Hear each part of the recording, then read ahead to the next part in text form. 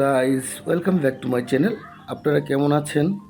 যে যেখানে আছেন, দেশে এবং দেশের বাইরে, আমার ভাইয়া এবং আপুরা, আমার পক্ষ থেকে আপনাদেরকে শুভেচ্ছা ও অভিনন্দন।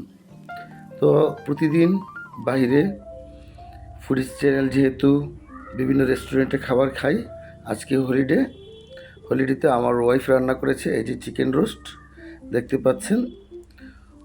অনেকটি টেস্টফুল করেই রান্না করেছে, ঘি এবং দুধ বিভিন্ন মশলা দিয়ে সুন্দর একটা অ্যারোমা পাচ্ছি। আমি এই অ্যারোমাটা এতটা আমার ভালো লাগছে যা আমি আপনাদেরকে ভাষায় প্রকাশ করতে পারবো না।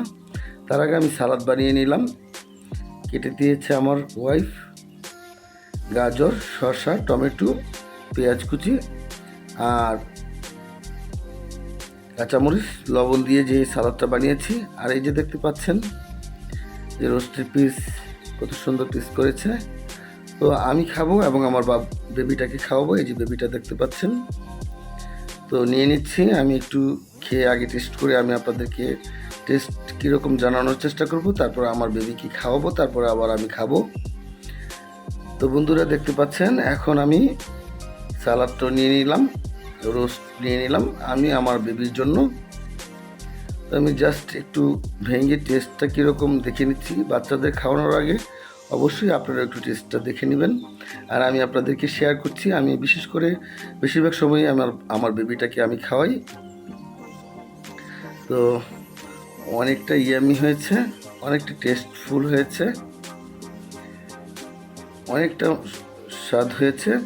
এতটা মজা যা আমি বোঝাতে পারবো না। আমি মনে হয়েছে যেন আমার ওয়াইফের হাত চেটেপুটে খাই, এতটা টেস্টফুল হয়েছে। আমি বাইরে তো প্রতিদিনই বিভিন্ন রেস্টুরেন্টে আপনারা দেখতে পাচ্ছেন, আবার আমার চ্যানেলে ঢুকলেই দেখতে পাবেন বিভিন্ন কন্টেন্ট ক্রিয়েট করতে গিয়ে বিভিন্ন রেস্টুরেন্টে খেতে হয়। তো আজকে বাসায় খেয়ে মনে হলো এতটা টেস্ট লাগতেছে যে বাইরে যে রোস্ট পোলাও টোলাও এগুলো খেয়ে অতটা রুচি লাগে না, কিন্তু বাসায় যে সাদা ভাত আর এই যে রোস্ট আর সালাদ দিয়ে খাচ্ছি এতটা টেস্টফুল যা বলা বাহুল্য। বাসার খাবার বলতে কথা। তো আপনারা ভালো থাকবেন, সুস্থ থাকবেন। আল্লাহ হাফেজ।